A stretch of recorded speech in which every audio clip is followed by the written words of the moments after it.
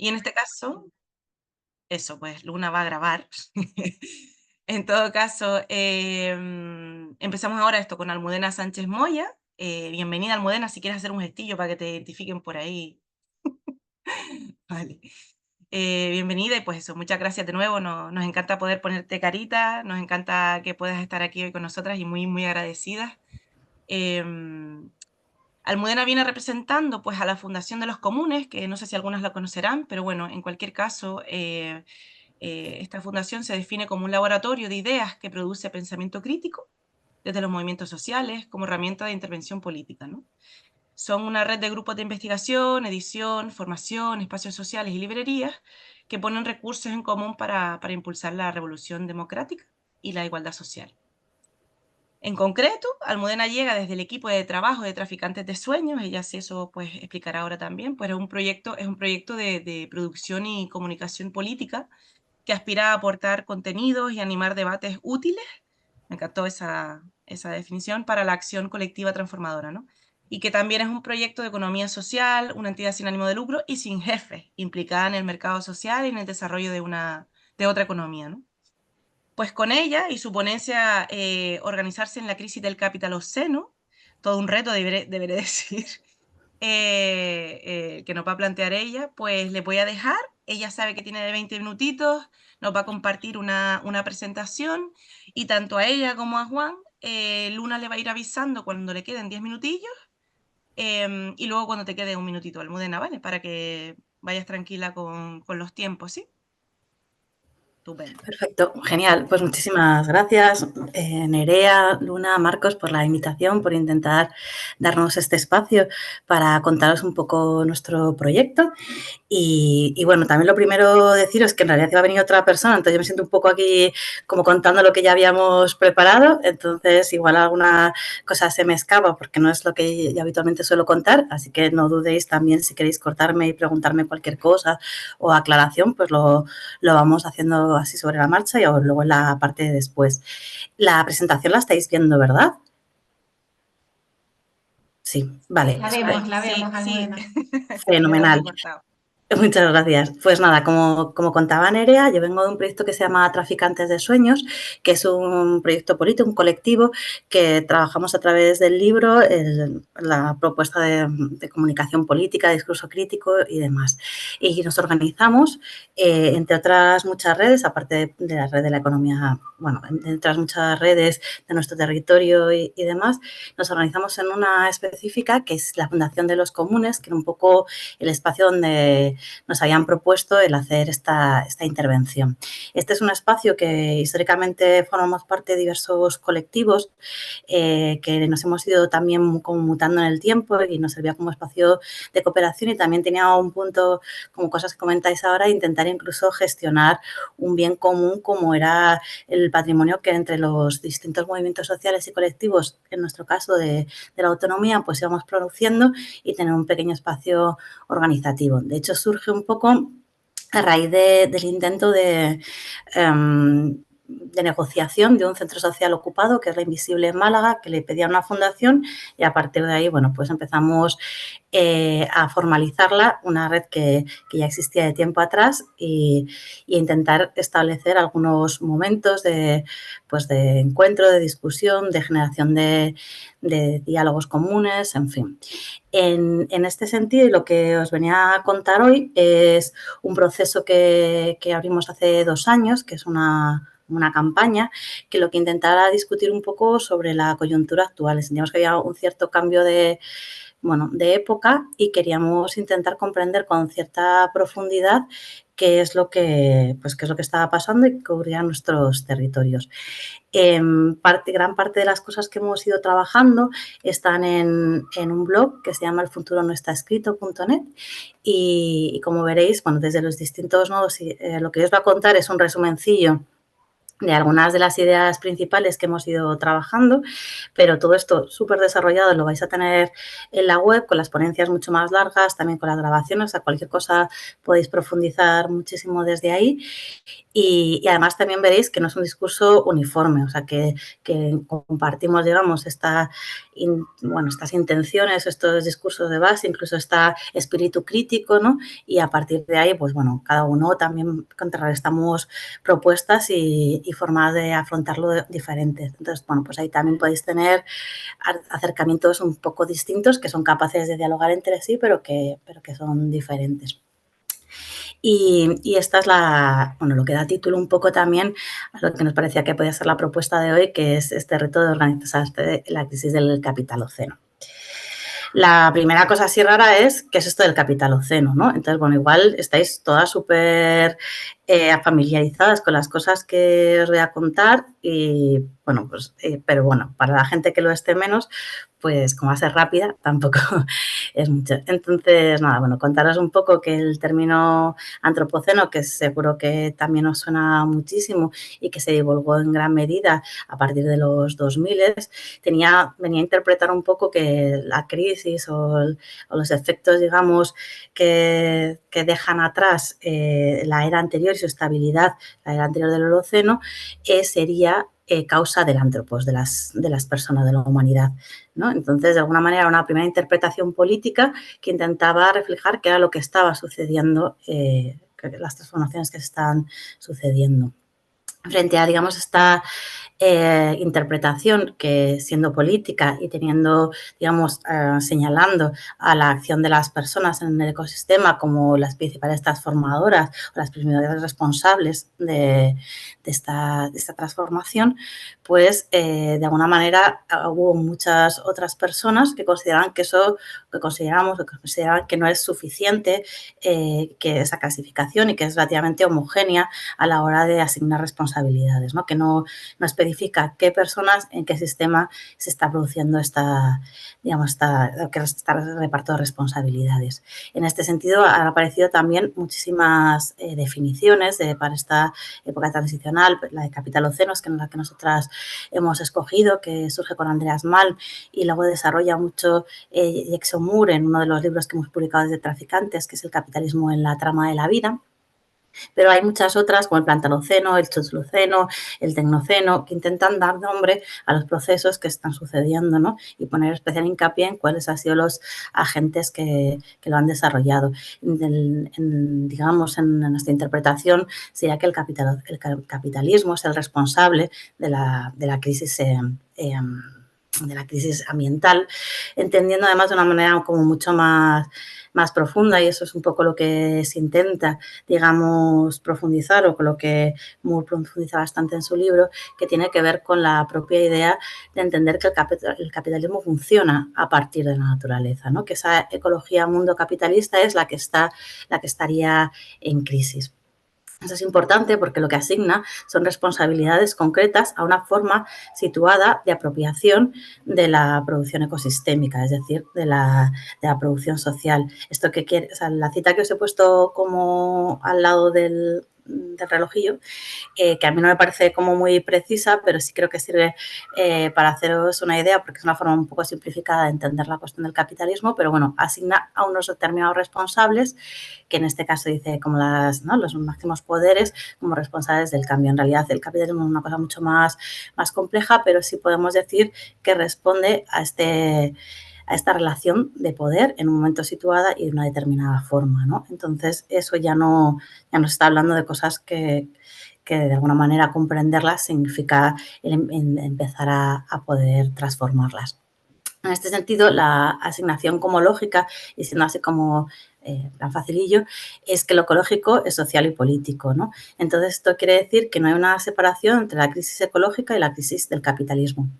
Es lo que nos decía el capitalismo, la ecología del capital, lo que está en crisis. Esto es importante porque de alguna manera cambia un poco, y como veremos más adelante, la forma en la que entendemos el capitalismo y su relación con la naturaleza, especialmente pues desde otras interpretaciones, si queréis, como más clásicas, históricas o marxistas, ¿no? en ese sentido y, bueno, esto es como muy general, pero que yo creo que ayuda mucho, o me ayuda mucho a entender qué es lo que está sucediendo, nos viene a decir que el capitalismo funciona por las cosas que no paga, ¿no? Que eso y que de alguna manera todo lo que no paga es lo que es invisibilizado, lo que es difícil ver, pero que está completamente interconectado, a partir del cual se produce digamos, este plusvalor. En ese sentido, y ya lo veréis también si entráis en, bueno, en las sesiones, como la especificidad que nosotras hacemos es que el capitalismo es siempre patriarcal y colonial, y en ese sentido lo que está hablando es que funciona a partir de la expropiación y apropiación de la naturaleza, como decíamos, y el trabajo invisibilizado de las mujeres y las colonias. Esto a partir de determinados, bueno, ahora lo vamos a ver. Eh, para trabajar sobre esto de alguna manera no es nuevo, ni siquiera Moore y su definición de los cuatro baratos, ni todas muchas cosas que ahora mismo son imprescindibles como para entender, o a nuestro modo de ver, imprescindibles para entender el capitalismo ahora. No se les ocurre ni a Moore, ni a una discusión súper amplia y absolutamente histórica. Yo os he puesto aquí, para mí, quién sería una de las referencias, no el primero que lo piensa, pero sí que le da esta dimensión geográfica, ¿no? Y que comprende también esta dimensión espacial de producción del espacio a través de la acumulación y que creo que es importante para, como veremos luego, para hablar de turismo y para hablar especialmente del contexto insular y canario en concreto, ¿no? Entonces, bueno, no sé si estáis acostumbradas, pero una palabra, así, un concepto que es central para luego hablar de estas cuestiones de ecología mundo y de comprender, digamos, el papel de la naturaleza dentro del capitalismo, tiene que ver con la acumulación por desposesión. Que introduce Derby Harvey en otro libro que nosotros, bueno, hay varios que lo habla de imperialismo, bueno, tiene muchos, pero nosotros el que tenemos es este de los límites del capital.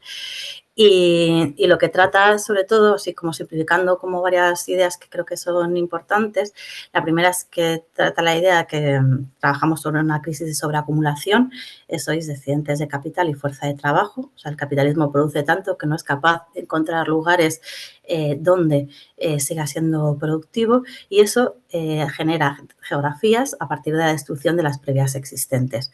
Estas soluciones se llaman arreglos espaciales y la destrucción se llama destrucción creativa. Harvey habitualmente o sea, el papel del Estado es central en este aspecto porque son las instituciones que median para la generación de estos circuitos del capital, ¿no? Que en esto que estamos hablando de de los caminos del capital, de las mercancías, perdona, que serían como las infraestructuras de comunicación, pero también del capital, que serían, por ejemplo, pues los acuerdos financieros, los acuerdos de aranceles, todas las arquitecturas, digamos, que existen de relación frente a los monopolios, bueno, como todo este campo, por así decirlo, que es muy extenso, todas estas distintas capas, tanto más físicas territoriales como más institucionales, construyen así de manera sencilla estas geografías del capital. Esto es bastante importante y especialmente sería muy importante también ahora en un momento, como hablamos de crisis de sobreacumulación, porque habla de la importancia del papel de los estados en lo que, digamos, en su capacidad mediadora, ¿no? O sea, nosotros en el neoliberalismo muchas veces nos hablan del bueno, de la importancia de intentar quitar Estado y cuestiones de esas, ahora eso cada vez también ya lo oímos menos, ¿no? Y en realidad también porque nosotros lo que estamos llamando, bueno, nosotros, Robert Brenner, la tesis un poco con la que se está trabajando es la del capitalismo político, que tiene mucho más que ver con la importancia de mediación de estas instituciones en el reparto también de proyectos concretos por la propia incapacidad de reproducción del capital, ¿no? O sea, cuanto más difícil es, más necesidad también tiene de implantación de mecanismos exteriores que se hagan cargo de absorber también toda esta desposesión o esta destrucción del capital fijo que se produce para generar nuevos territorios. Almudena, La acumulación. vamos 11 minutos, Almudena, que te mandé un mensajito, no sé si lo has Vale. visto. Vale, que vamos como esto tiene que ser mucho más rápido. Bueno, pues la acumulación por desposesión y es lo que nos habla sobre todo es que tenemos dos formas de capital, las que se producen con el trabajo y sobre todo una que, como decía Luxemburgo, que es las formas de producción no capitalistas. Y esto es súper importante porque lo que nos está hablando es que en realidad el capitalismo funciona a partir de la apropiación y expropiación de las cosas que no vemos, como decíamos, ¿no? Y esto que es pues el cercamiento de bienes que son comunes, las privatizaciones, la explotación por forma violenta, en fin, como toda una serie de mecanismos que son los que se trata de invisibilizar frente a los que a veces pueden parecer más evidentes de reproducción ampliada que se llaman, ¿no? Los mecanismos de producción capitalista tradicionales. Y esto da muchísima importancia al papel del territorio y lo que tiene incluido. En concreto, además, en el caso español, esto es todavía mucho más importante porque tenemos lo que se llama la especificidad del capitalismo hispano en el mercado, en el ciclo inmobiliario, en el negocio inmobiliario y especialmente en el ámbito turístico. Ya no lo voy a contar, pero bueno, esta es una cualidad muy particular de cómo se inserta el capitalismo español en la época de Franco, o sea, después del franquismo, y cómo esto se inserta también en todas las clases medias europeas, empezando a producir esta necesidad vacacional, en fin, bueno, como todo, o sea, es una especie muy concreta, pero en realidad es la forma de producción en el contexto español. Si queréis, luego os paso la presentación para quien no pueda y en cualquier caso, como os decía, tenéis todos estos textos.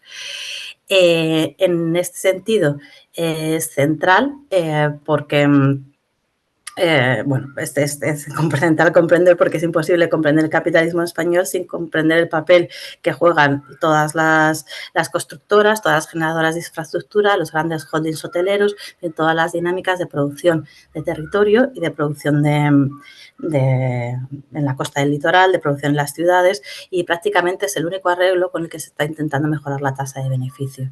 Es decir, la única manera en la que se está encontrando como nicho prácticamente suele estar muy vinculada, en el caso español siempre, a la producción al suelo y a la producción de vivienda, construcción u otras derivadas del mismo.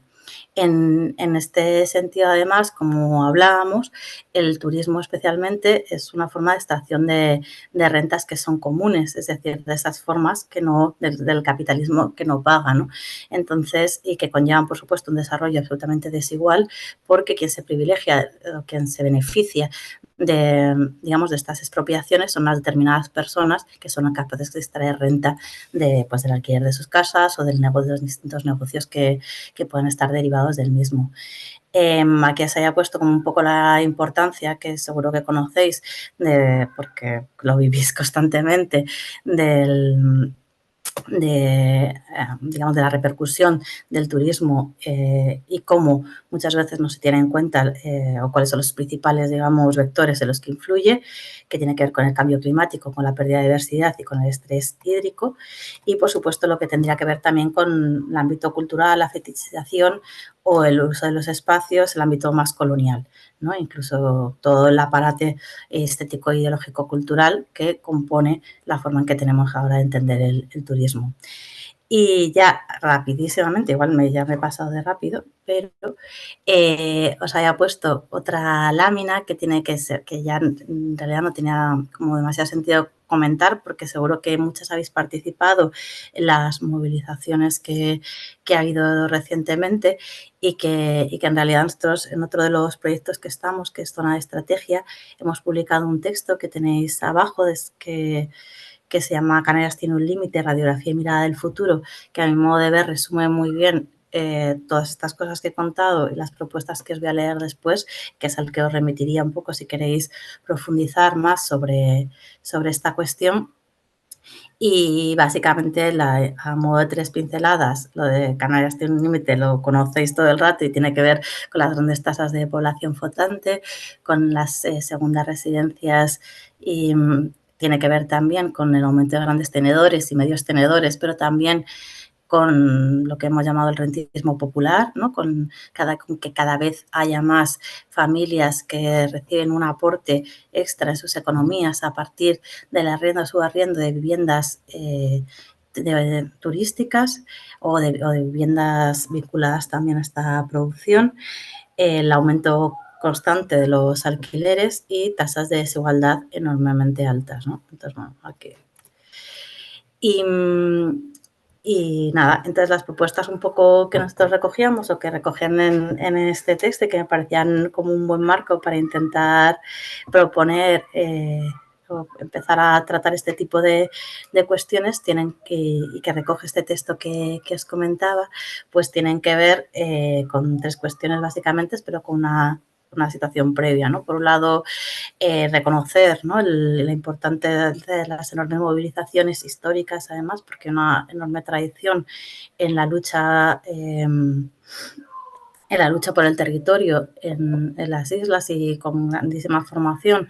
Entonces, bueno, yo no me atrevería a contar esto si no lo dijera alguien que está allá y que es a quien os remito, pero bueno, él sí que comenta la importancia, ¿no?, de que existencia de todas estas plataformas, ¿no?, el ámbito más ecologista, pero también imbricarlas con las que tienen que ver con todas las luchas sociales, ¿no?, o sea, con las afectadas directas también en términos sociales de estas, digamos, de estas externalidades. Y, por supuesto, con la investigación militante, que es la parte en la que entraría todo el proyecto en el que estáis y que nosotras creemos que es central, porque comprender la territorialización específica del capital ayuda a entender también las propias luchas. En este sentido, él propone como 3 líneas de acción. Por una, mantener la autonomía al margen de los partidos, no tanto en el sentido de que no puedas negociar, sino que si es necesario tener espacios autónomos y cooperados que puedan hacer propuestas, ¿no?, que no se politice al ser un problema estructural. Otra que nosotras entendemos como muy importante, que es entender las divisiones sociales en el seno heterogéneo de la formación social canaria, y esto tiene que ver con lo que hemos hablado rapidísimamente de cómo está estructurada la propia sociedad y cómo el turismo permea también en las formas de producción, ¿no? No va a ser lo mismo si yo estoy recibiendo este pequeño salario que es necesario para sostener mi vida que si no, y no reconocerlo es un problema, porque si no también evita, ¿no?, que puedas tener digamos, que puedas tener propuestas aterrizadas. Y lo último, que es la cuestión central, que tiene que ver con aclarar el cambio de modelo que se quiere. Él propone como muchas opciones que también las tenéis ahí, pero que en realidad este proceso de profundización juntas y de colectivo, sin saber muy bien hasta dónde, pero intentando especificar, es central si se quiere tener una lucha que sea capaz de parar el expolio que a día de hoy se está produciendo. Y creo que lo dejaríamos aquí en esta versión super express. Has cuadrado perfectamente los 20 minutos, Almudena. Muchísimas gracias por ajustarte a este escueto tiempo. Lo siento, es que empezaba súper despacio y luego ya ha sido de uy. No sé si se ha entendido, espero que os sirva. Yo creo que sí, sí. A ver, ¿se me escucha, no? Sí. Vale, pues yo, Almudena, muchas gracias. Gracias a La verdad vosotras. que dan ganas de seguir tirándote, ¿sabes? Claro, por eso digo, ahora seguimos porque ha sido como... Sí, sí, sí. Así que de verdad agradecemos ese esfuercito de comprimir todo. La verdad que es como, ¿no?, un montón de información súper interesante y que, bueno, pues precisamente ese era el objetivo, ¿no? Como buscar esa forma de entender cómo se está moviendo todo, ¿no? Y que ese todo, pues, tiene el mismo movimiento en lo local, ¿no? Así que gracias también por ese ejercicio ahí de aterrizaje.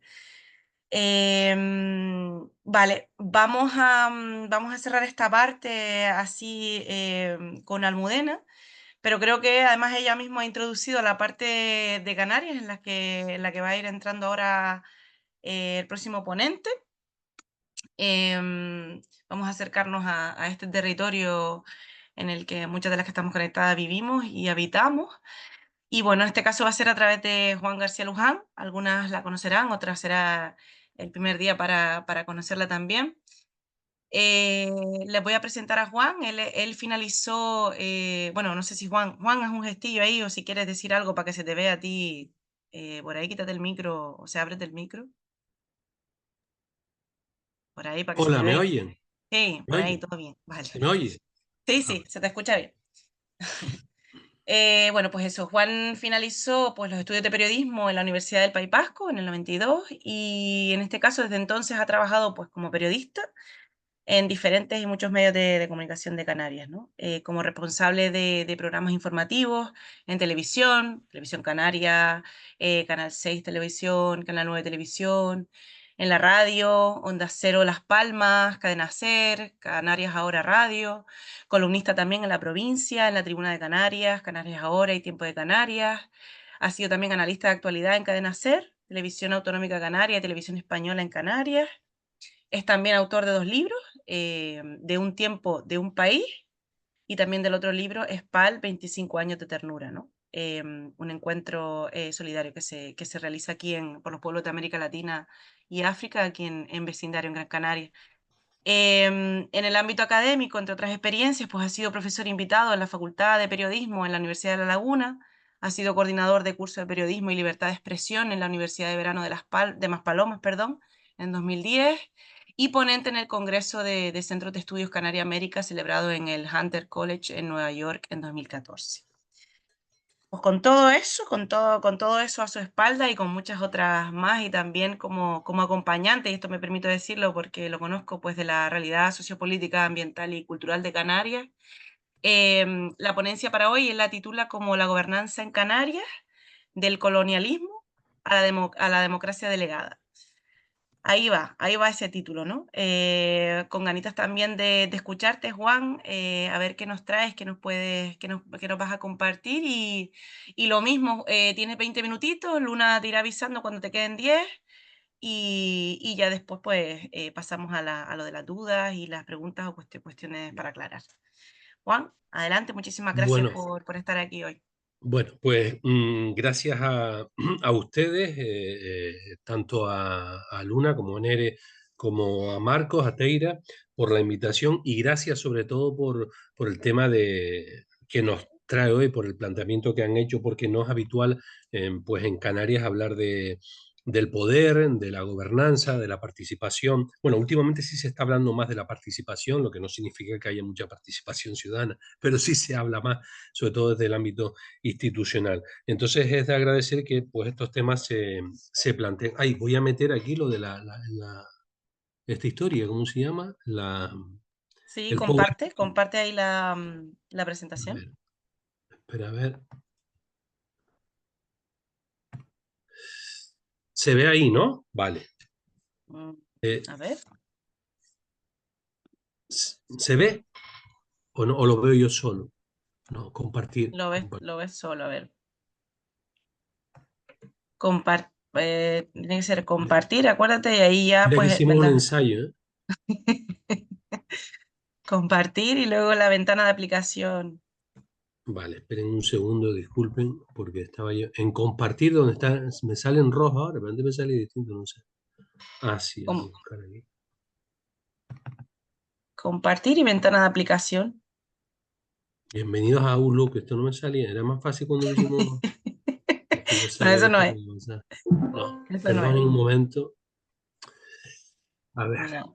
Tienes abierto el PowerPoint, ¿no? sí. ¿Tiene que estar Vale. abierto? ¿Puede estar cerrado? Sí. ¿Cómo es? No, tiene que estar abierto, tiene que estar abierto. Y si te vas a la pantallita debajo, de donde Espera. están todas las caritas, pues debajo del todo hay como audio, vídeo, participantes, chat y Vale. compartir. Sí, es verdad, desde abajo. Sí. Vale. A ver ahora. Compartir es abajo, claro, es que me fui arriba. Sí, sí, compartir y ahí ahí está. Ahora sale, ¿no? Ahora sí, ahora sí. Sí, dale la pantalla completa y ya puedes ir Ya empezando, está, pero desde el ¿no? inicio, sí, ahí está. Vale. Ahora. Este, este tiempo me lo descuenta Luna, ¿o qué? A ver qué Mira, dice. ¿Eh? has tenido suerte porque he parado el cronómetro, Juan. Ah, bueno, pues venga, te lo agradezco. Luna, no Nada, se puede eso. perdonar, ¿eh? Vale, vale. Esto es Venga, una excepción. el agradecimiento, casi como si nos hubiéramos puesto de acuerdo con Almudena, pues yo iba a empezar por aquí, ¿no? Entonces, porque creo que es importante, aunque se trata o lo que me plantearon fue una visión también histórica, social, económica, pero este 20 de abril pasado yo creo que vivimos pues en Canarias, en otros puntos también, en Madrid, en Alemania, en Euskadi, en otros lugares, que hubo manifestaciones con el mismo motivo de Canarias, tiene un límite, una movilización diferente.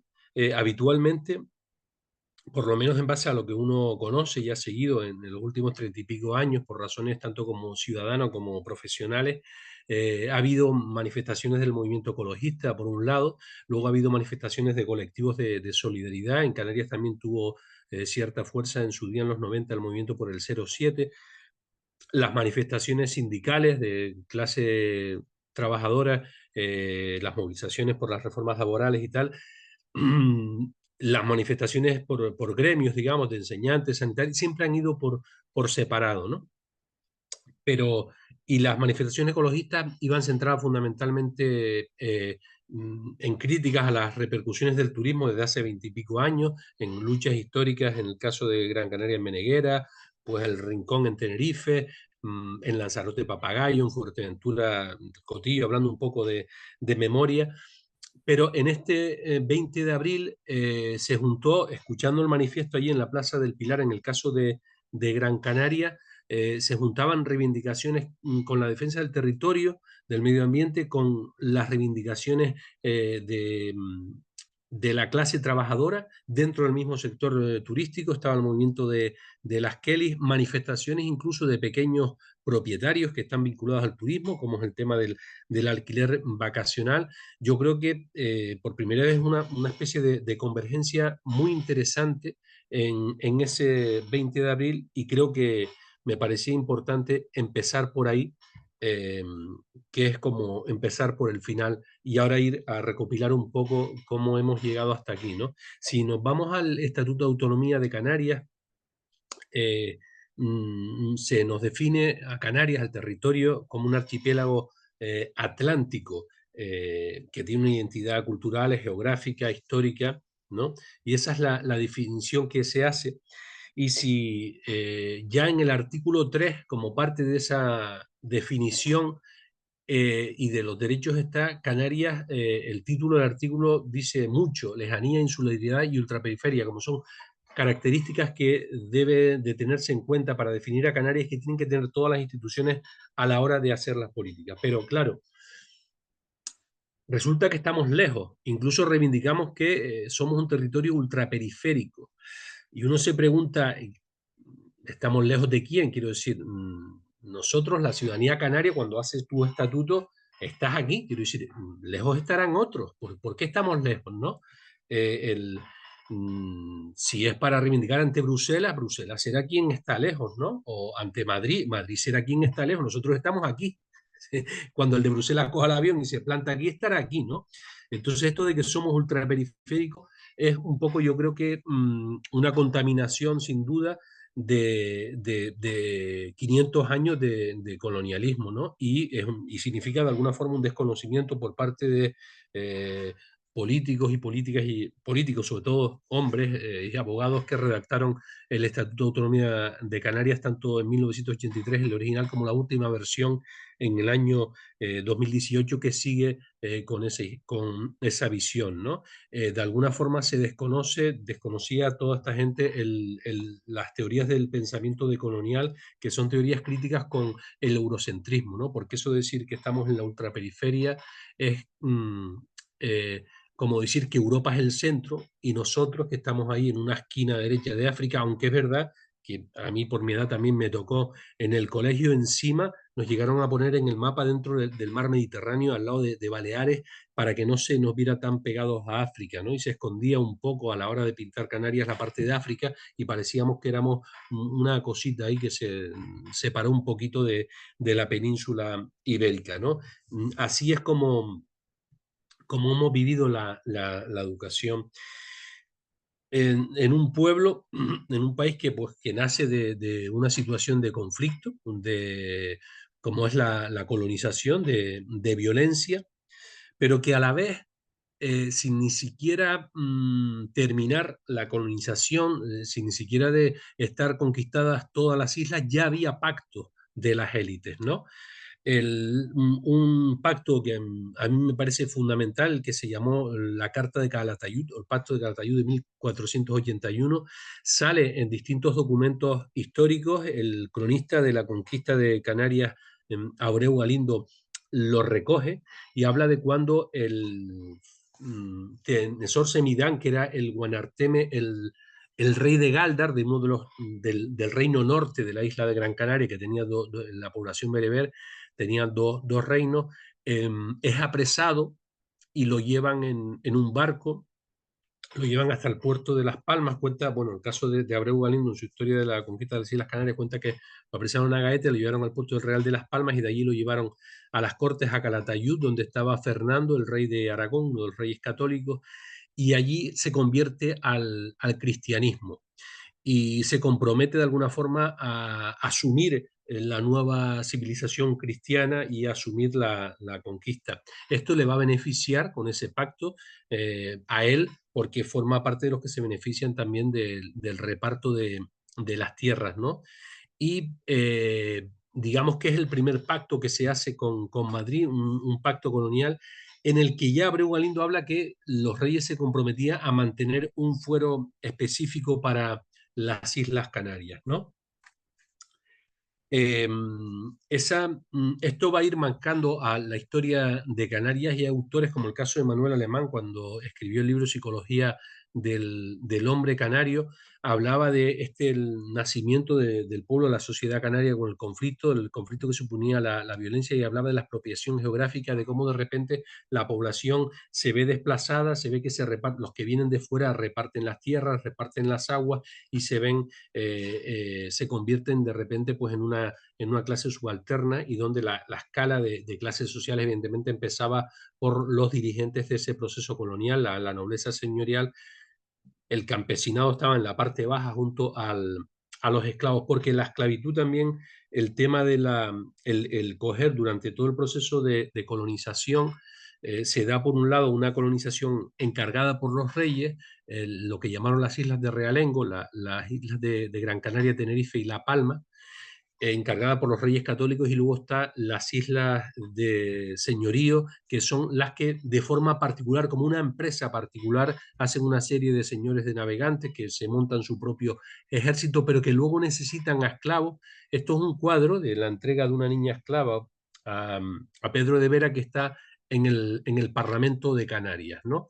En el Salón de Pleno. Por cierto, en la legislatura pasada, después de 40 años, desde Podemos y también Nueva Canarias y Coalición Canaria, plantearon poner una cortina, porque el Parlamento es un antiguo conservatorio, y para no cargarse esa obra de arte que tiene más de un siglo, de pintura romántica, es la entrega de una niña esclava a un conquistador, para no cargarse, poner una especie de cortina y taparlo, que de alguna forma vendría a significar, si se tapara, tal y como proponían fuerzas que se definen de izquierdas y nacionalistas, continuar a veces con la teoría del ocultamiento que ha marcado a los canarios habitualmente, de la que hablaba Manuel Alemán, el que citaba antes cuando hablaba del complejo del colonizado, ¿no? El canario que tiene pues, que esconder su propia identidad, y que tiene que aceptar lo que se había pactado en el Pacto de Calatayud.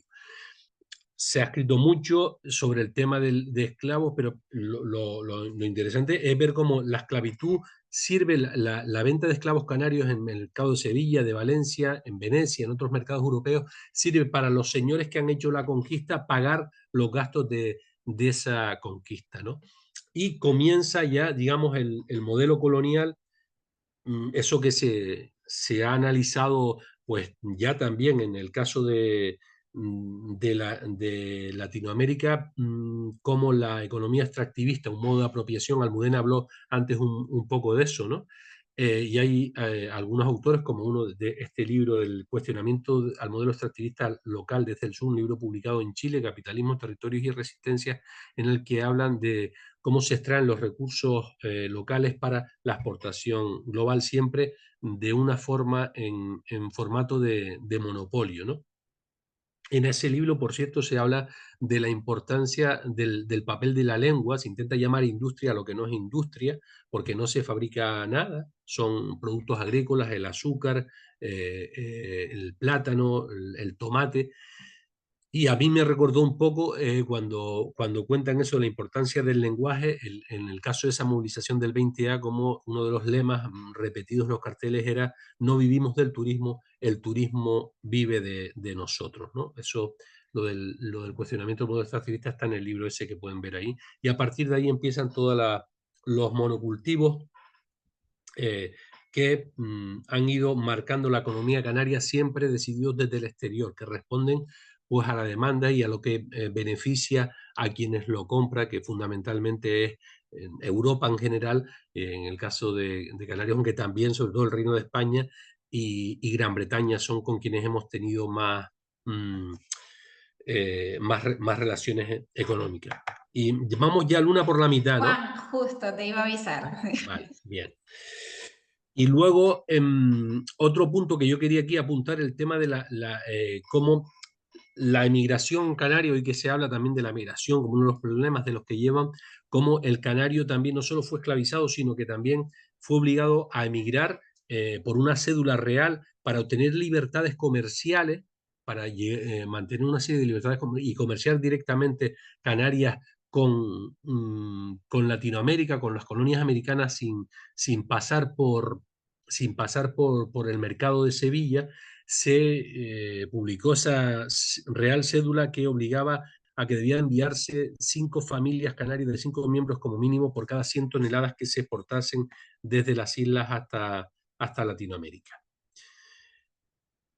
Hay un aspecto que también quería apuntar, cómo se veía el canario como de segunda clase. El autor Blanco Guay escribe que en el siglo XVIII, para entrar en los colegios mayores de Castilla, se exigía una pureza de sangre, no haber sido condenado por la Inquisición ni ser descendiente de judíos, moros, africanos, indios o guanches, ¿no?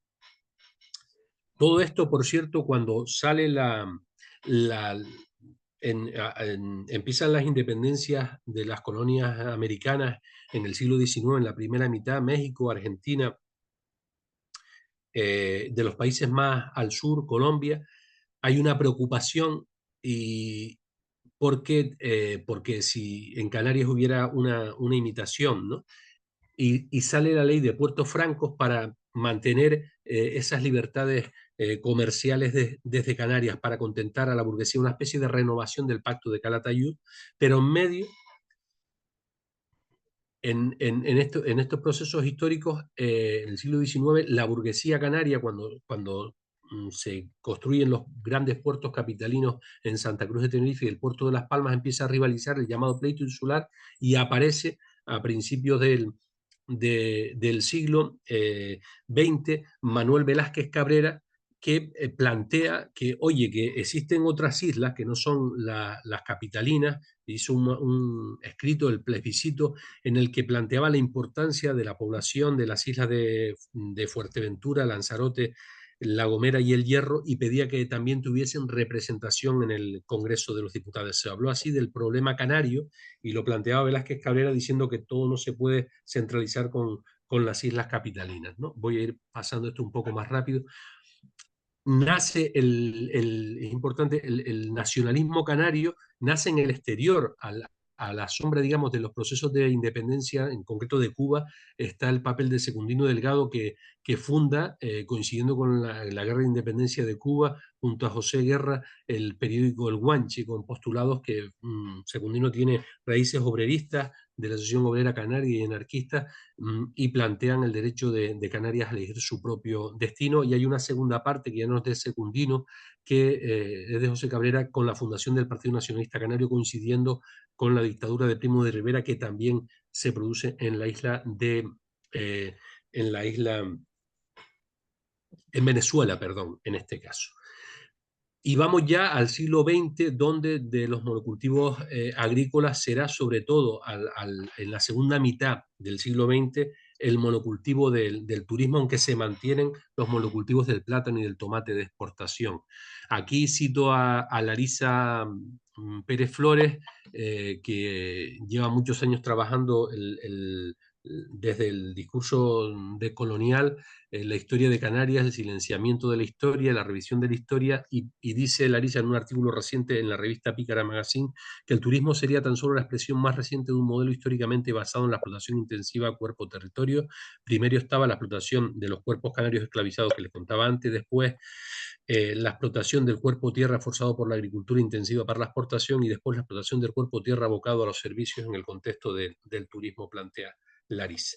Y tienen que venir de fuera casi a reflexionar para decir qué disparate estamos haciendo con el cultivo con el monocultivo, digamos, del turismo, como el profesor Jafari, que en torno a 2017, una entrevista en el periódico La Provincia, hablaba de que Canarias tenía un límite, fíjense ustedes, y que Canarias debería tomar la decisión de no desarrollar mucho más su industria turística, y que el turismo tiene además que comenzar a tener en cuenta su impacto sobre la población local. Dice Jafari que se analiza, se indaga y se mide el grado siempre de satisfacción del turista. Esto es lo que hace el gobierno canario en los aeropuertos de cada destino, pero no nos preocupamos ni nos ocupamos apenas de medir el nivel de satisfacción de los residentes. No se les pregunta ni se toman medidas para determinar si están o no satisfechos por la actividad turística. Una reflexión, como decimos, que nos hizo alguien que vino de fuera. No se reflexiona sobre la clase trabajadora en el turismo, las camareras de piso, que ocupan un papel fundamental dentro de esa clase trabajadora. La diputada del Común, la Junta por Igualdad Diputada del Común, decía hace unos meses, declaraba que después de haber publicado la Diputación del Común la situación precaria de las camareras de piso, la situación laboral, que no se había mejorado nada, ni se había hecho nada a nivel legislativo para mejorar esa situación. Y aquí, siguiendo con el modelo turístico, sí quería, Canarias ha aprovechado esa relación, cuando nace, luego viene el nacionalismo de Coalición Canaria, que intercede ante Madrid cuando Canarias es región objetivo 1, cuando se entra en la Comunidad Europea, que se llamaba entonces en 1986, y Canarias sigue teniendo una situación económica que está un 75% por debajo de la renta media española, y eso hace que se pudiesen percibir ayudas. Solo en el caso del turismo, entre 1998 y 2002, empresas ubicadas en Canarias, la mayoría no canarias, recibieron 30 millones de euros en algunos casos para construir hoteles. En algunos casos supuso el 25% del coste de la construcción del hotel. Aquí tengo una relación de hoteles que fueron, muchos de ellos, por ejemplo en Lanzarote, muchos de ellos se hicieron durante la moratoria turística y tenían licencias de carácter ilegal. Eso fue, los verdes europeos en el Parlamento Europeo protestaron ante la Comisión Europea por esta situación de los hoteles, que luego, fíjense por dónde, un ministro de Turismo que tuvimos se llegó a publicar que veraneó en uno de esos hoteles que había sido financiado por la Unión Europea en sus vacaciones. Esto es la maravilla de Canarias, ¿no? Estas cosas pasan aquí. Y planteaba yo que estamos en una democracia delegada porque seguimos con aquel pacto de Calatayud, que se empieza a hacer de forma distinta y renovada con el nacimiento de Coalición Canaria tras la censura a Jerónimo Saavedra. Manuel Hermoso es el primer presidente que se considera nacionalista, y José Carlos Mauricio ocupa un papel importante en las primeras dos legislaturas de Coalición Canaria como portavoz en el Congreso en Madrid. Mauricio se presentó, venía del Partido Comunista, y se presentó ante sectores de las élites empresariales canarias, fundamentalmente de Gran Canaria, como intermediario para defender sus intereses ante Madrid, y eso tuvo resultado. Esas ayudas a hoteles en algunos casos llegaron gracias a la intermediación de Mauricio, las que consiguieron entre el año 98 y 2002, que miren por dónde, mirando hemeroteca, el ministro, no sé si le suena el nombre, de Economía se llamaba Rodrigo Rato. Qué cosa. Era el que daba el que gestionaba eso ante Europa, ¿no? Entonces, en mi opinión, Mauricio, que le llegan a llamar al consumidor, representa un poco en la renovación del pacto de Calatayud, lo representa Coalición Canaria haciendo ese papel. Tenían reuniones, en el caso de Gran Canaria, casi semanales con el presidente de la patronal, Alberto Cabrera, el presidente de la Cámara de Comercio, Ángel Ferrera. Se reunían en la sede de una empresa del propio Ángel Ferrera, y allí analizaban cómo tenía que renegociarse el régimen económico y fiscal de Canarias. Y ya en la trama final me voy a esta imagen de, estoy terminando, Vale, último minutito, Juan. de Fernando Clavijo en el discurso del Día de Canarias, que dice que hoy hay una nueva generación que defiende que es necesario revisar el actual modelo de Canarias y decidir entre todos y todas qué Canarias queremos para el futuro, cómo queremos ser, cómo queremos relacionarnos con nuestro entorno. Yo creo que esto no aclaró, dice que hay que contar con la sociedad civil, no aclaró qué entiende él por sociedad civil, no aclaró quiénes tienen que ser los interlocutores, aunque habló de empresarios y de sindicatos, no aclaró qué entiende por cambio de modelo, tampoco aclaró si su discurso lo comparte todo el gobierno de Canarias, porque el PP no ha dicho ni pío de esta historia. Y yo creo que tenemos un reto interesante como país, como sociedad, Canarias, ahora, para responder a esa propuesta, porque esta movilización, como les decía, es muy distinta. Yo viví, estando en la tele pública canaria, en la dirección de informativos, el año 2004, la gran movilización de Granadilla, y allí sufrimos una censura tremenda sobre ese tema. Allí Adam Martín, el presidente, convocaba a los directores de medios para no cortarse nada, decirle que el puerto de Granadilla era vital para el desarrollo de Canarias y que mejor era no estar informando de las manifestaciones ecologistas. El día de la manifestación de 100.000 personas en la calle, en la tele canaria, le digo, yo estaba en la manifestación, aunque trabajaba en la tele en Tenerife, pero la tele canaria difundió un vídeo vergonzoso de los que eran casi de 2 minutos de los que eran partidarios del puerto de Granadilla, mientras sacaba planos y sí habló de la manifestación, pero guardando en reserva ese vídeo, ¿no? Y por tanto la reacción, digamos, tan diferente de las instituciones públicas, de la parte política, a esto, diciendo que sí estamos dispuestos a hablar, yo creo que conviene aprovecharla por parte del movimiento social del 20A para poner sobre la mesa y en qué términos se pone, cómo debe ser a partir de ahora el modelo productivo canario, incluso también yo diría el modelo democrático, porque hasta ahora las negociaciones del régimen económico y fiscal se han llevado adelante pues entre élites políticas y élites económicas y sin ninguna transparencia. Y por aquí, nada, muchas gracias y quedan muchas cosas por decir, pero prefiero que queden ahí el debate, las preguntas o las dudas a partir de lo que pueda pasar ahora. Yo creo que la manifestación fue un rotundo éxito, pero que ahora mismo nos deja una pregunta si esa manifestación va a ser para vivir mejor o para morir de éxito. Muy bien, Juan, muchísimas gracias por ajustarte a los tiempos también y por este pedazo también de resumen de siglos de historia, de la historia del poder en Canarias, ¿no? Y de cómo lo importante que es poder comprender pues todos estos procesos que nos han ido pasando y que nos han entrado en vena directamente, ¿no? Y sobre todo también por detenerte en esta parte del lenguaje, ¿no? De cómo el lenguaje crea realidad y cómo también ese lenguaje también lo podemos transformar, ¿no? Wow, pues lo mismo que con Almudena, esto da no para 20 minutos, el 20 minutos es como el tráiler y luego vendría todo lo demás, ¿no? Total. Pero bueno, de verdad que muchas gracias, creo que ha sido bastante claro y muy interesante, ¿no? Vale, vamos a dejar la ponencia ahora mismo aquí. Se abre el turno por si hay alguien que se haya quedado con dudas o con alguna cuestión que tenga que aclarar o algo así. Si puedes, Juan, deja de compartir la pantalla para yo ver las pantallas de las personas que están aquí. ¿Cómo hago? Dejar de compartir, ¿no? Deja de compartir, simplemente, Vale, efectivamente. venga. Vale. Pues ahora la idea es poder, están aquí Juan y Almudena, pues si se nos quedó alguna cosilla en el tintero que nos apetezca que sigan ampliando un poquito o alguna duda